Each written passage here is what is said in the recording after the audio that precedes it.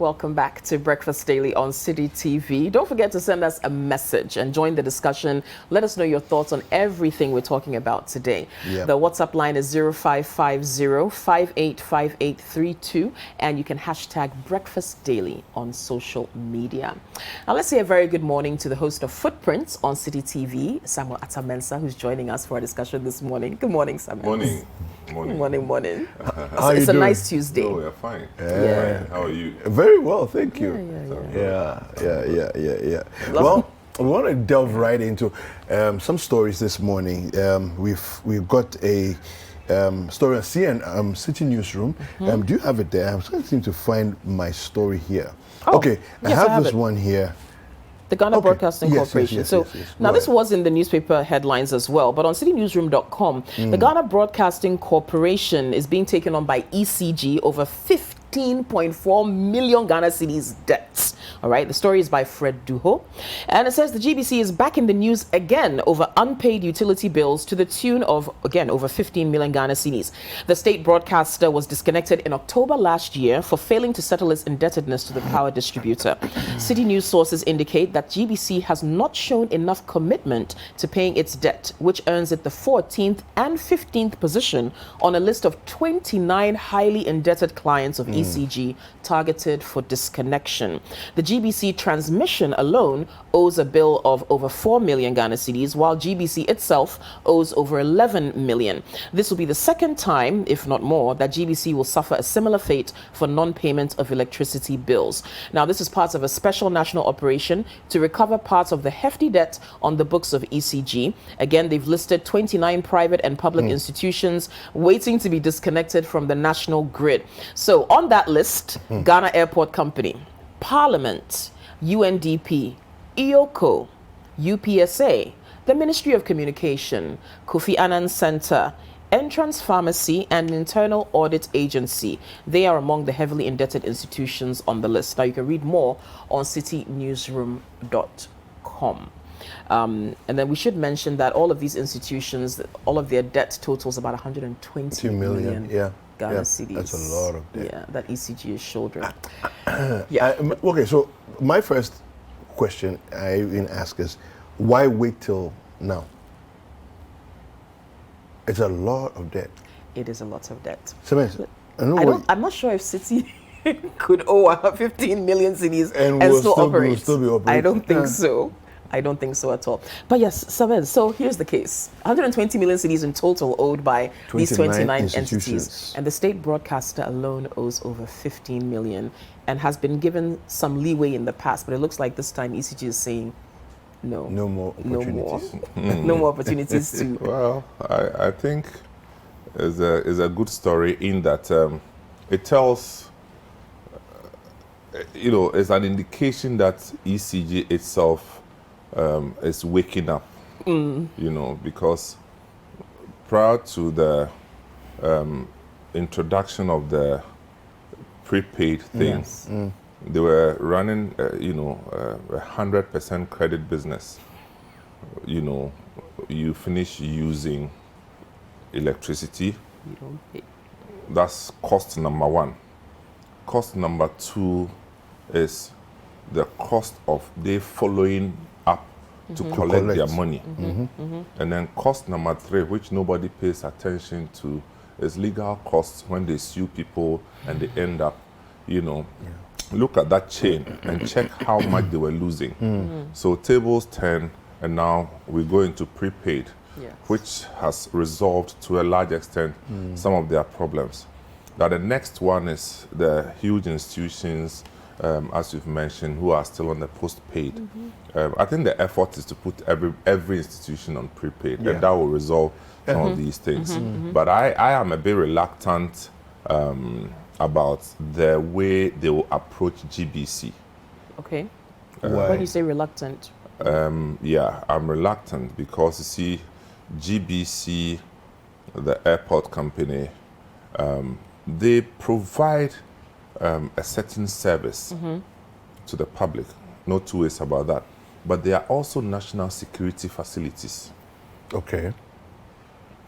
Switch off GBC and you've caused a national problem. That's all I'm saying. So maybe, just maybe, they should find a way of dealing with these strategic installations, how they deal with it. I mean, I don't know how you're going to switch off the airport light because they're owing. I don't know. Not to say that you can't switch it off. Physically, you can. But what does it mean to the nation? To the nation, The loss to the nation within that space of time is much more than, the 50 million they are owing you. So I'm just saying that if they be national security, quote and unquote, national security installations, maybe it should be captured by the national security somehow. Maybe. It may sound absurd, but because you see, I don't see how you switch off GBC. Because you see, GBC reaches a lot of places that you and I cannot reach. And rightly so, very critical information dissemination role. Okay? We as a country should decide whether we want GBC to be the state broadcaster properly so-called. Okay? You can't have a state broadcaster who goes to the advertising market with private companies to struggle for adverts and pretending that they are commercial on one end. On the other end, they can't do everything and anything that the private companies can do. So they find themselves in this contradiction. So if we want them to be state broadcaster, we should make them no adverts. There shouldn't be any adverts. The state is totally responsible. That's one model of doing that. Another model is state broadcaster. Okay, every private broadcasting is levied. Every private broadcasting company is levied as part of the requirement for licensing. Which we can call GBC levy. It happens in different countries, so that we will know that as for them, they just do state duties. It won't get to this because in one end they are like, oh, commercial. In another end, they are not commercial. This thing is going to go on and on. They can't pay, And the GBC, they have huge equipment. Oh, yes. They have huge equipment. They do. If you go to their transmission sites, they have huge equipment. So they have to find a way. Have to find a way. What about the TV license thing that was proposed in the past? Well, some of us paid it, and then I suppose it fizzled out. We don't know what happened. But parts of, we were supposed to pay. Was it realistic, though? I mean, TV licenses are normal in most Western countries. We just haven't found a way to do it properly. That's just it. But if we got everybody onto the digital platforms, then is a way to go to do TV licensing. But as for GBC, strategically, it has to survive. It has to survive. But my thing is that they should stop pretending that they are also a commercial station because they can't survive in the commercial market. They just can't survive. But they are best at being a state broadcaster. So what should happen to their debt? The 15 million they owe? Oh, the government should go and pay. Of course. The government should go and pay. See, if GBC decided that all government programs that they go and do live coverages, if they were going to charge the government commercial fees, they would have paid their all these things. So I mean, we tied their hands behind them, and then we want to treat them as so. If they like, they should pay the 100,000 per hour per 2 hours that they pay other TV stations. They should be paying GBC. And let's see whether GBC cannot pay their debt. So it's just what it is. I don't think GBC has done some wild sin there. They haven't done anything. No. So ECG, you can take the money from all the other people, but as for GBC, there you have to wait small. GBC and Ghana Airports. Ghana Airports. I mean, but Ghana Airports, there's no excuse why they can't pay. That's there. I'm only saying that, okay, let's flip it. If you switch it off, what does it mean for the country? For the country, that's a question for all of us to think about. If we do payment plan, pay the plan, Anyway, well, we want to get into other conversations. KNUST students over there have been struggling also to pay school fees. We have a report for you. Let's take a look at this report, the challenges that they're going through, and what the possible repercussions. We'll come back and have a conversation. Management of the Kwame Nkrumah University of Science and Technology, KNUST, in its earlier release said students who have not paid 70% of their school fees by Thursday, 7th April 2022, will be automatically deferred. As students are set to begin writing mid-semester exams on Monday, 11th April 2022, many students say their fate hangs in the balance as the bursaries they applied for have not been approved yet. Francis Corte, a third-year statistics student at KNUST, tells City News his single mother has been struggling to take care of him, and as a result, he works during vacations in order to take care of himself. He says he was, however, not able to work during the last vacation due to ill health, and as a result, has not been able to pay his school fees. A previous vacation, I was not well at all. I was working initially in a company at Accra, but I fell sick and then I had to stop and be in the house. So the vacation was exhausted and then I came to school. And here's the case, I've not paid my fees. Nothing at all. So I had to pay too. And I understand the school. The school also needs to run. So we have to make payments so that the systems will be able to run well. But then it's not, it's a genuine reason. It's not for any reason that I'll be there and then say that I won't pay my fees.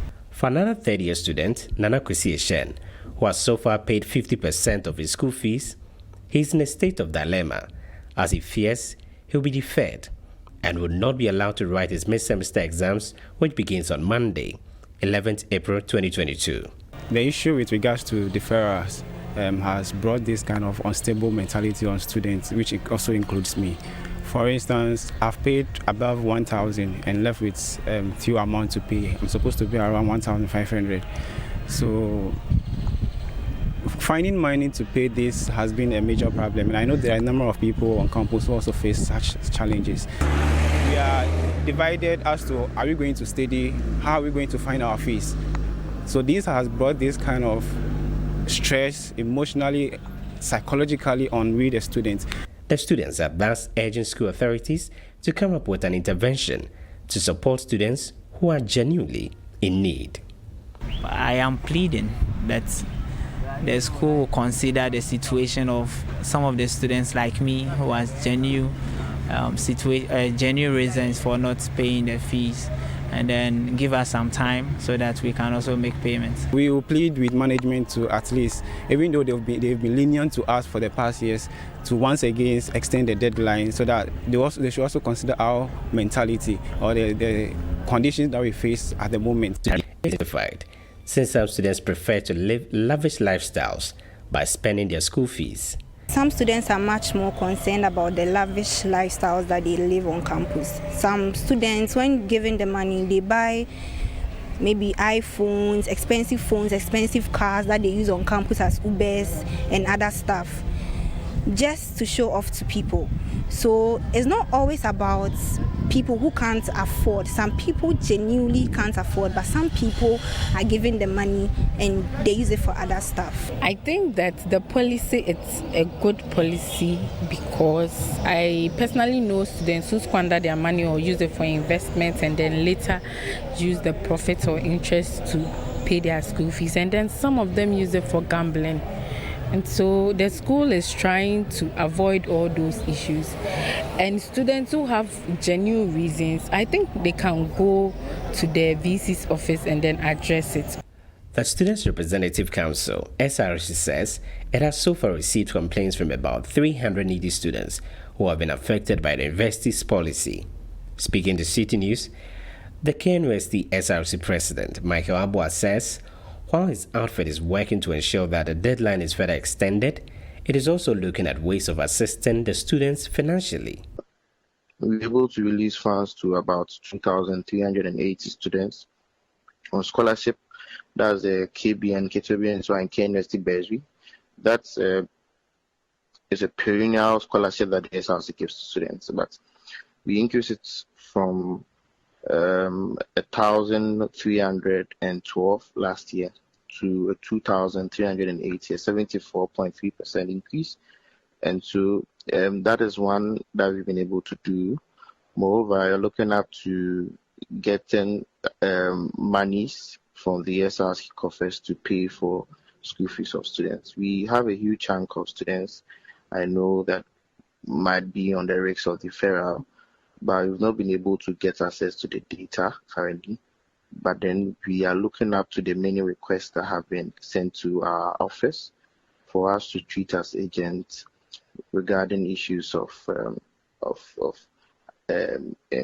incapabilities of getting monies to pay their fees. What we have been able to do is to put out a request again for a second extension, but that is up to management to agree to it. Meanwhile, the university management has been justifying why it has taken the decision. Dr. Daniel Norris-Bequin is the Investor Relations Officer of KNUST. So if we have run the semester from February right down to, we are getting to middle of April, where we are beginning mid-semester, and you have not registered as a student, it means that you are not prepared to register. We gave opportunity to those students who had problems or issues with or difficulty in payment of their fees to go to their department, the head of department, with proper excuse. We have channels at West. They could go to the office of the Dean of Students, and they have appropriate remedies for helping those people who have genuine challenges. If you fail to do so as a student, then you can't blame anyone. We cannot be extending the period for you to register your courses. All right, so there you have it. The students facing, the challenge of meeting the deadline. Of course, the deadline's already passed, actually. It was 7th of April that they were supposed to meet. No, it was 24th March. Originally? Yeah, 24th March. And then it was extended to the 7th of April. Yeah. So, well, the situation as it is it's a tough one. I mean, like a couple of the ladies were saying that, well, people do, end up squandering monies that they have, look in all kinds of ventures on campus. But then there is also the situation where people genuinely, are struggling. To meet the obligation of paying their fees. I don't know if there's any kind of like a fund or something that people like this who have genuine cases can tap into under the university system. Maybe like the VC's office and have some kind of like a fund like that. That's a funny question. I mean, when we were in KNUST, I think the entire school population was under 7,000, 6,000. My time was 10,000. Yeah, I mean, and now they are in their 50,000s and things. I mean, how much money can the school have to be dishing out to people? But I think it's our tertiary education is in a certain kind of transition that we should recognize. Tertiary education is not a must-have. It's not a must-have. It's a choice that we make, and the choice would always come with responsibilities. A young boy who had a scholarship we all know about a guy who got a scholarship to go and study medicine in India. Yes. I mean, got there late, and he was told that because he came late, we are not paying for accommodation. And that's where it ends.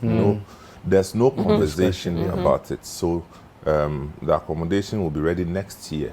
So this year, you're on your own. Sort it out. That's it. The university can do so much. Okay, and we know how government subventions are treated. They will come at a time the students have even vacated and gone home. Look at the secondary schools. Yeah. At times the money that they are giving to buy electricity credit is what they use to feed the students. Because the real money to feed, it won't come today. Yeah. So I think it's calling for all of us to have a rethink of how we finance our tertiary education. I mean, every country where tertiary education depends 100% on government is failing. It's not sustainable. It will fail, yeah. It's just not sustainable. 100% on government? Where in the world? Nobody does that. No. Yeah. I mean, even in Eastern Europe, they have found a way of drawing international students for specific programs. Ukraine, until this war, was the choice destination for medical students. Yeah. And you pay and you go there. Yeah. Okay?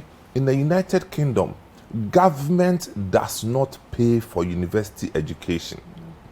Wow.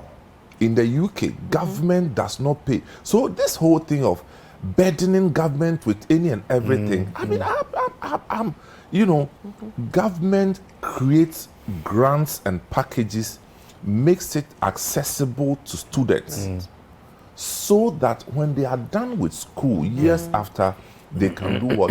Pay back. Yeah. Okay. Yes. But why do we want to do everything for free and then expect that we can make progress as a nation? So if you don't have a leader who is prepared to take the bull by the horn and do things differently, like the immediate past vice chancellor of KNUST, guy just came and did expansion. You know, you don't have many of such. Yeah. But the point is, universities are financed through establishing endowment funds. Yes. In the US, in North America, everywhere. I mean, not a single university can just go on without an endowment fund. No. This government thing, we have proven time without number that it's not working. Let's start getting into the funds so that we'll use that to finance our universities. And most students, at least in the US and the UK, they have student loans. Look, I don't. That's what I'm saying. Most that of them. The loans and the grants are there. And I think here packaged it's for even students. better because there you can pay your student loans for. I mean, people pay student loans. The after interest 20 years after literally they're still paying. Yeah, because it's structured. Somebody sat down, thought through it, and put it down, and people have bought into it. Okay, granted, we are making progress with our digitalization. What that means is value to the banking system, and that's something people don't look at. I mean, this whole digitalization is paving a new way for access to money. Because the banks will now be ready to give you the money because they know where to find you. They know where to find you. Your phone number alone is taking them straight to your house. Prior to that, you took the money, change your address, change your phone number, and you're gone. Okay. Edward Opong-Mafu, our Middle Belt correspondent, or bureau chief, is standing by. He's going to give us more updates on what's happening at KNUST. Good morning, Edward. Good morning, Kokui. Hi, good to see you. All right, well, you're smiling brightly and broadly. I'm not sure if some of the students who are being forced to defer will be smiling this brightly this morning, but we're just trying to touch base with you to see what the situation is now on the ground at KNUST with regard to those students who might miss out on their exams because they're not able to pay the rest of their fees. Yes, Kokui, for the students, they are very much confused. Most of the people I've spoken to are saying that they're in a dilemma because it started the mid-semester exams yesterday. And today too, they are still having the mid-semester exams. Although yesterday, they had fears that they'll be sacked and they will not be allowed to write the exams. But so far, the number of students I've spoken to who have not paid up to 70%, they're saying that they were allowed to go through the process. And earlier, the University Relations Officer, Dr. Daniel Norris-Bequin, indicated that all persons who have not paid that 70%, automatically they'll be deferred. But he said there's an app that the university students here use. That's called the AIM app. And so they check the portal. So far, it is not reflecting that they have deferred. So they don't know whether they should rejoice over this issue or maybe eventually they'll be deferred. So that's the issue. So maybe the university is being a bit, there's an unofficial kind of grace period still being given to these students to try to rectify the situation. But okay, you started by saying some of the students sounded confused. Where exactly is the confusion coming in? We know they were given specific dates as to when their fee should be paid, or at least the 70% of it should be paid. Those deadlines have passed. Where's the confusion? Well, they felt that over the years, this policy has been there, but the university is now seeking to really enforce it this time around. They thought it was not really going to be implemented like how they talked about earlier. So that's where the confusion lies. They feel that, well, if indeed that is going to happen, now if someone has paid 50% of the school fees and is asked to defer, next year, will the person be made to pay the 50% as to make it a full payment, or then next academic year the person is going to start all over again? All these things have not been clarified, and so that's where the confusion lies. And some of them are also final year students who are already working on their thesis, and so they've started a thesis. They're expected to finish everything within this year. So if it happens that they are asked to defer, then definitely they have to start all over again, look for different supervisors next year and all that. So they feel the university should come up with a way around it. There's one of the students here who is actually in that situation. He is Mohammed Fuad. He's a final year student here at KNUST. And he tells me that, well, he doesn't know what to really do, because he has paid, what he has paid is somewhere around 40% of the school fees. Mohammed, so tell us, what program are you offering? Logistic and supply chain management. And how much are you supposed to pay as school fees? 3,800. And how much have you paid? I paid like 500. You've paid 500. Wow. Out of 3,800. Yeah. So tell us, why have you not been able to pay so far? Because there was a deadline, it was extended, it was even extended for the second time. And so what's going on? Yeah, some of us, we rely on the MP's Common Fund. And we've submitted our document to the office, but when you go there, then they will tell you that their common fund is not yet ready. So it has happened like that last year, but it came later. It came, so we went and paid. So when you paid, the app will just take you through, then does it. But last year, the school, it was flexible. Last year, the way they did to us, like we should pay, it was very, very flexible. So by the end of our year, all of us were able to pay. So I don't know the reason why this year they did it like this. They said we should pay like 70%, and when you calculate the 70%, it will be around 2,660 or so. And for us, it's outrageous. Some of us to get that much to even pay before the MP's Common Fund will come, it will be very, very difficult for us to do. So you are in final year, so it means you have been relying on the MP's Common Fund right from first year. Yes, please. Yes, please. But sometimes, even right from first year, I was relying on MP's Common Fund, but I'm able to even pay something, because the way the school did the system last year, it was very flexible. Sometimes I pay something. When I get like 500, 300, then I pay. So the MP's Common Fund came, you understand? So I don't know, this year, and we went there to, and the secretary of the MP told us that the Common Fund is not yet in. And you know, the bureaucracy, even when it comes, before you pass through the system and other things, and your check will be ready, it's a whole lot. So, which constituency? Aswasi constituency. Okay, so under Muntaka. Yes, right. Okay. But have you spoken to him in person? No, he was very busy. I tried, but he was very, very, very busy. You know, he's a busy man, so these days you don't see him because of the parliamentary work. So does it mean that without the MP's Common Fund, you actually don't work, you don't do any other thing to try to support yourself, or there's no family member to support you? No, I'm working, but what I'm earning is not enough for me to pay that percentage that the school wanted me to. That was the reason why I told you last year I was able to pay something. When I get something, I'm able to pay it even before the MP's Common Fund will come. You understand? But this year, if the school had made it like the way we did it last year, it would be very easy for I think almost all of us to even pay. So as a final year student, you have been able to go through the process right from first year to this time. What are your fears? My fears are, I don't know. Right now, when you say you are going to defer me, right now you've wasted my time. You've wasted a whole lot of things. When I go and sit at home, when I come next year, how maybe I don't know. Will I even reach next year? You understand? And maybe the certificate I wanted for something. For me, if the management can do it like this, they should do it as if, we are going to hold whoever is not able to pay the school fee, we are going to hold his certificate. You understand? When I finished and I know that, right now my check is ready, or I have money to come and pay, then I'll come and pay and just take my certificate. That means they've spared me the distance. Look up from if this year I'm not able to pay, then I'll come this year. Look at the time. But then students who don't really perform well can decide not to pay, and then they won't come for the certificate.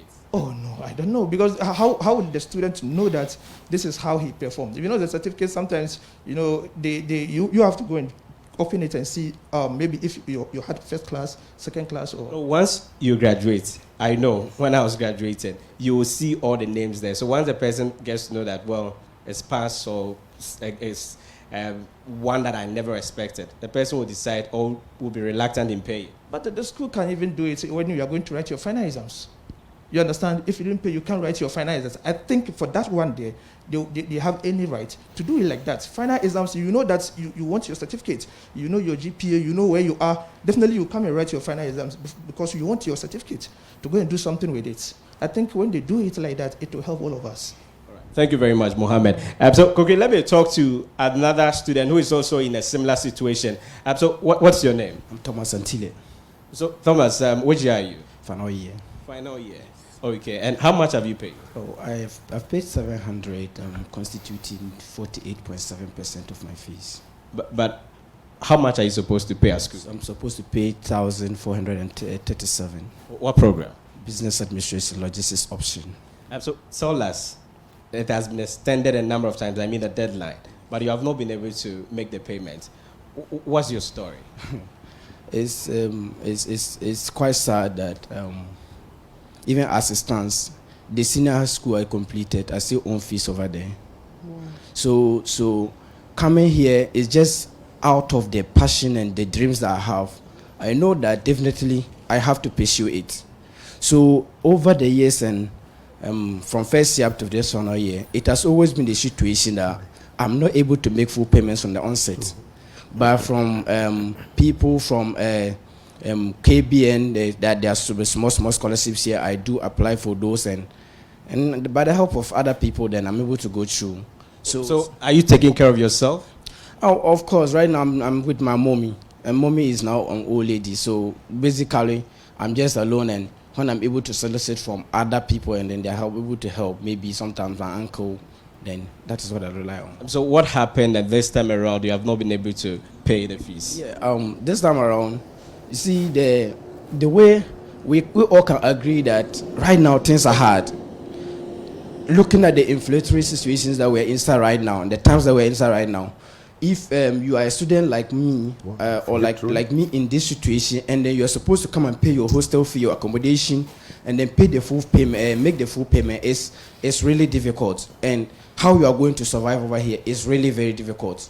So looking at my situation, and then the fact that I don't really have any reliable source of income, that what I was doing, my attachment, I was earning and all that, that's why I have to come and use and pay, and from support, I have to even make the part payments. It's really very difficult. But did you try getting the Ketua Biensha that the SRC provides and other bursaries that the university also comes up with? Yes, I did. And right now, the payment has not been reflected, and yet they are threatening that since the message start popping up, students who have not paid up to 70, it actually brings stress, because you don't really know whether to be focusing on the message or you are focusing on your learning. Your project is here and all that. Now you're thinking, if they should defer your course, now you have paid your accommodation. If you are coming next year, you can't come and tell your porter or your hostel manager that I paid last year, so because of that, allow me in again. And you don't have the finance, you don't have the ability.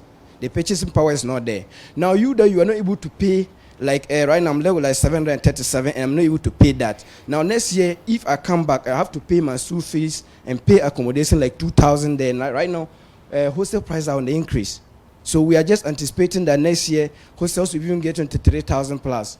So if my course will be deferred out of this, and next year, how sure am I that I'll even be able to get that amount to come and pay?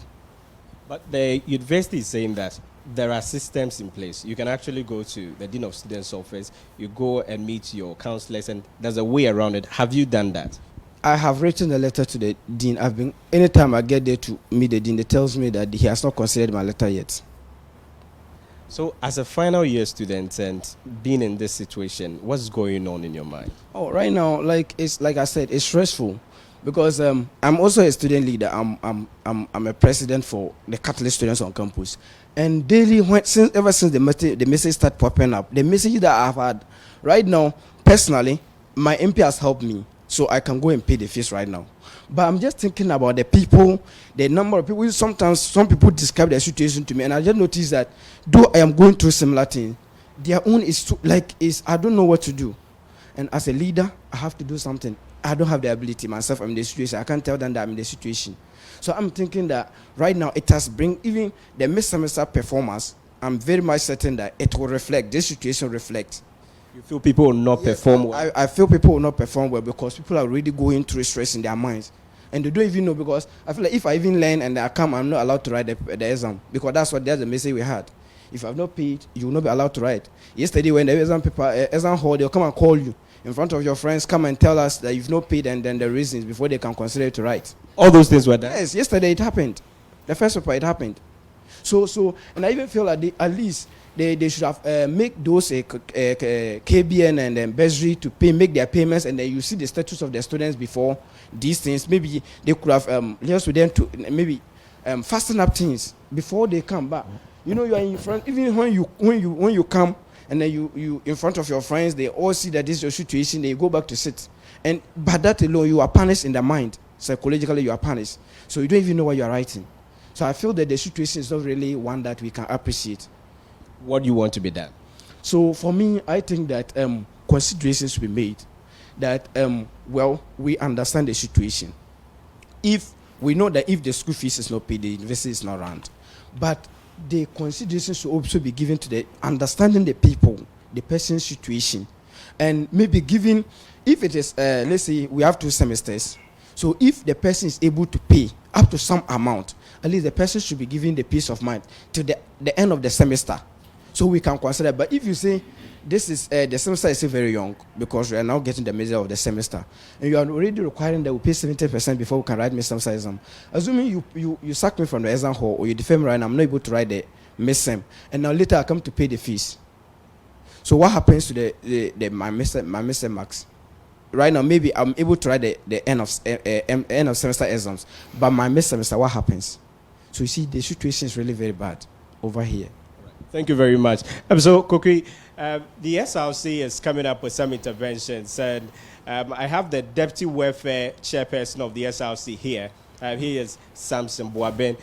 Samson, tell us, we spoke to the SRC President. He was talking to us about some interventions, but from the conversation we just had, it appears some of these support systems have not really reflected, and so the students are still having doubts. Okay, yeah, it's very true that some of the bursaries and then at least the SRCKB and that is SRCK2B so hasn't reflected on their fees portal, but then we assure students that it will be reimbursed, it will be disbursed to their student their fees portal. So anyone who has been listed as part of the bursary or the KBN should be in anticipation to actually wait. They should actually wait on that, and it will be reflected. And such people will surely be allowed to write the exam. We thank God yesterday no student was not allowed to write the exam. All examination centers are allowed the student to write the exam as in the mid-sem, and today too we are continuing the mid-sem as well. Yeah, but the SRC hasn't only intervened as in only bursary or the KBN. There was a time we also called, just last week Tuesday, we called out for students to bring their letter and proof of need, of which we were able to select about 150 students to award something small, at least something to support them. The SRC is doing a lot. I mean, under the leadership of our able president, Michael Abua, and the Welfare Commission and other executives, we are doing our possible best. So even during the time when they said students will start to be deferred on 24th of March, we the SRC step in to advocate for it to be extended to 7th of this month, April. And the 7th has passed. But me personally, I do assist a lot of students to apply for scholarships. There are a lot of scholarships on campus here. But the scholarship cannot cater for all needy students. This year, the school admitted 30,000, more than 30,000 students. And you see, the 30,000 students we are talking about here. That's for first years. First years. The 30,000 we are talking about here, there are a lot of needy students. But the VC, our Vice Chancellor, has also been doing well. Last year, she was able to give about 590-something laptops to students. This year, too, she's continuing that, and students have already applied. I've been assisting students to apply to scholarships like EPI, Edufanda Zone, Hulede Foundation, Reverend Mark Timothy Ansan Foundation Scholarship. But all these scholarships, they are trying their best. Even Kingdom Books and Station, all these scholarships have passed. Some are still yet to come, like Kufuor Scholarship, Test Scholarship, ST and Kenny Scholarships. Immediately when they come, I communicate to people. Those who are interested, I assist them to apply. But when you listen to some people, their situation, you can really feel so bad concerning this deferment. Is going to affect a lot of students, because even just this semester I've helped about 50 students, more than 50 students, to apply to these scholarships. And these scholarships that they apply to, some have gone for the interviews, but the funds hasn't been released to their school fees account. So if it happens that they should be deferred, how and after deferring them, the scholarship release the funds to their account, how are they going to actually benefit from the semester? It is not going to benefit them. Right. I personally, I wouldn't have been in the school if not MasterCard. I'm a MasterCard, proud MasterCard scholar, and that is why I'm here in the university. So if it hadn't been MasterCard, I wouldn't be admitted, because I'm also a needy student, you see. But I spoke with the university relations officer, and he was telling me that they know that some students actually spend the money, they use it for gambling, they buy cars with them and all that. How are you able to really tell that this person is really in need? Yes, me personally, at times some even give their parents' number to me to speak to them. Some of the parents call me to ask that I haven't been able to pay the fees up to this time, and so they are saying they are going to defer my this and all that. So what should I do? Some even are willing to come to the university to at least speak to the authority. And even some people, even their appearance will tell you that they are in need. Right. Thank you very much. All right, so Kokri, that's the situation here at KNUST. All right, Edward, thanks so much for speaking to the individuals you met there, and we'll keep following up on this. All right, so that was our colleague Edward Opomafo, who is actually the Middle Belt Bureau Chief for City. Yeah, it's challenging. I heard a number of funds, the scholarship funds that quite a number that are available, but it doesn't seem, what seems to be the challenge is that the time the monies will be made available vis-a-vis the university's decision as to when the cutoff point is, it seems to be the problem, because they kept talking about the fact that money will land in their accounts and they will be home if this deferment thing takes place. I don't know if the university should be reconsidering the timeline. The university can't do anything. I mean, what they can do is what they've done. I mean, if they woke up tomorrow and the lights were off because they were owing ECG. Yeah. What would that be? That would be a different problem. They should go to a bank and take loan to pay for ECG when people are owing. I mean, it's a university. It's not a hospital. No. It's not a charity. Yeah. It's a university. Yeah. It's not like if you don't, I don't know how I sound, but it's not like if you don't go, then you will die. It's not hospital. What the man said is that those of you who have peculiar situations, come to us. And let's address it. And let's address it. If you have a peculiar situation you think can be dealt with, just go and deal with them. I mean, but the whole thing of people are using their money for gambling, I think it's a low blow. We shouldn't even talk about that. I mean, out of how many students, if 2-3 people are doing betting, so what? They leave them alone. They are students. But the key thing is that there are real issues of affordability. Okay, not everybody can afford. Yeah. I mean, the world over, not everybody you find in a university can afford. Yeah. Yes. That's why what it's entitled to you is a free education at the basic to secondary level in most countries. Yeah. University education is not free. Yeah. No, it isn't. It isn't. I mean, whoever decided that it should be free our time did us a great disfavor. Because, you see, we've all grown up with a thinking It's that an entitlement mentality. you know, it has to be free, has to be free, has to be free. Yeah. We have to pay for it. That's one. Secondly, we have to create avenues where people can access funding to do the education, because it's also important. Yes. But the thing about the university is being wicked, I don't understand.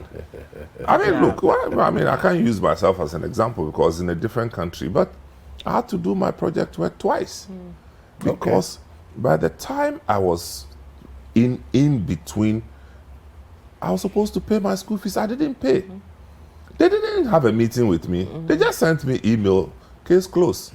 I was in the middle of my project work, private sector development in LDCs. It ended. I was midway through. Wow. I had to wait till the next year to change the topic. And I did a different topic. Wow. Assessing debt relief strategies in LDCs and whether it's sustainable for economic independence. This was the days of Kufuor's thing.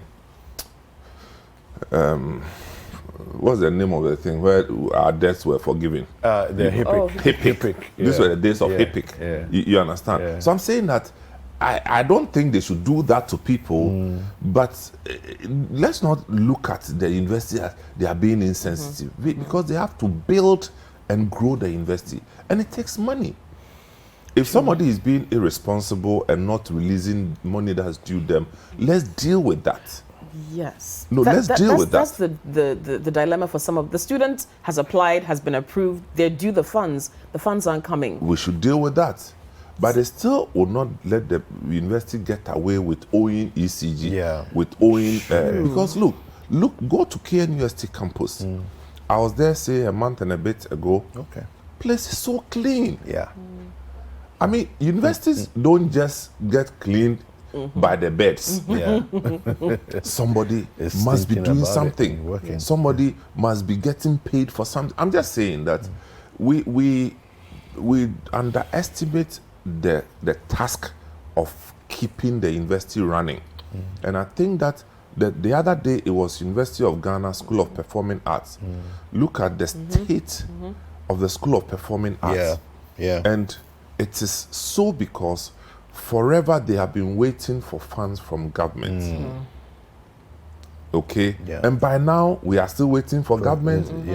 It's proof enough that government cannot do it. Yeah. So we should go back structuring endowment funds, and this is where the old, the alumni organizations are needed to help structure endowment funds. With all these companies, banks, every year they make profits, whether we are in a lean season or whether we are closed season or open season. Let me borrow from the fishing people. Industry. You know, the banks are always making money, which is fine. It's good, positive. But how about rechanneling some of their profits into endowment funds for tertiary education funding? Yes. And that gives them even better stability and the future of growth. You know, look, there are options. But the thing that will come and kill the university, in the names, did I hear UPSA? Yes. I mean, UPSA. Yeah. How? No, and even University of Ghana. Yeah, there's a headline here. University of Ghana risks being disconnected from power grid. Can you imagine? 33 million Ghana cedis. Can you imagine? Yeah. You understand? Can you imagine? And why am I saying? Because see, look at University of Ghana. The size of University of Ghana, the size of KNUST. I don't know how many universities, even at the global level, have the land size that we have in Ghana. Yeah. Go to the UK. I mean, you are in luck if you. I mean, of course, in the Midlands and far off, they have bigger land, spaces, but not as big as what we have here. At all. And maintaining it, street lights. Go to UST, street lights all over the place, and so it's a huge cost of operation. We admit. So if they say that, look, we our backs against the wall. If the students don't pay, we can't go on. So let's have a discussion. I think it's in the right direction, but not in isolation. Whoever has to release the money, whether it's finance ministry, should also do their work. And so we work together. Because as for, if you do it, then it means that the students will do it. It's no excuse. Yeah. It is true that is going to bring stress or distress, which is the word I should use, stress or distress on people. It's true. But hey, elsewhere, students work in restaurants. Yep. Students do part-time jobs in places that in Ghana no student wants to do it. Okay? Yeah. We've had students here where we work who have been in school and working at the same time. Yeah. Granted, not everybody may have the opportunity, but it's a way to look at it. Yeah. Students go to school and sit down, fold their arms. We are waiting for the lecturer to come. I want a laptop. They get laptop. Yeah. And then the laptop, 99% of the time, they are using the thing to watch movies on Netflix. And then 1% of the time that they have to use it, they will complain. It's a mixed bag of plenty issues. It's a mixed bag. And we should isolate them and resolve them one by one. But as for KNUST, don't take the money from the student, allow them. I don't think it's a good advice. No, I agree. Yeah. No, I mean, we shouldn't definitely not perpetuate the culture of entitlement, because I think that's what that some one. of them don't have. It's a fact. True. And they find themselves there through, other means. But this is the reality that will hit you. Yeah. That tertiary education, if you cannot finance it, you can't have it. That's where it is. Yeah. So create different avenues so that you can financing. source for money to finance. It's just as it is. Yeah. See the gentleman who said that he's the head of the Catholic Students Union, and he's still owing his school fees from secondary school. I mean, Pax Romana, they used to call this. Pax Romana. Pax Romana. Pax Romana. I mean, how can you be head of Pax Romana and not pay your school fees? Yeah. I mean, it's unheard of. It's like being at ICGC, head of, they used to CCF. I don't know whether they still have CCF. You be president of CCF and I haven't paid. They have a student scholarship. If you are president, you should have it. It's just what it is. If you are Pax Romana, go to the Catholic Church and say that, look, I haven't paid my this thing. And definitely being the Catholic Church, they will find a way. Look, it's just what it is. You are sacrificing and putting yourself up for extra duties. Somebody must recognize that. Yes. And then I think he said his MP came to his rescue. Yes. So now he's going to pay. But there are others who, I don't know. Maybe, as Somen's is saying, maybe they need to be a bit more resourcely. Some of them. Some of That's them. just Because one way. that's one. But I think the main thing is to go the endowment funds way. We need that. That's the main thing. That every university must have 1, 2, 3 different types of endowment funds for financing tertiary education. That's the way to go. Otherwise, look, we will go around in circles like this. In circles. You see, you say that people perish for lack of knowledge. The perishing for lack of knowledge is not knowledge of what to do. It's knowledge of how to do. Well preached. Thank you very much. Thank you very much, Somen, for your time this morning. Thank you. Thank you. It's always good to be here. It's always good to have you on as well. Yes. No, I couldn't come for Steve Abebu's book launch. It's paining me, pa. The way you say it sounds like it's paining you, pa. It's paining me, pa. It's paining Chasing me, pa. waterfall, so it was fantastic. Congrats to Steve Abebu. Yes, congratulations. It was fantastic. All right. Don't go away. We'll be back with more. The doctor's in the house. We'll be talking about hemophilia. Hemophilia. What's hemophilia? You don't know what hemophilia is? Oh, I do. I'm asking if you know. Oh, I know. Oh, okay. I sometimes. Yes. Yeah.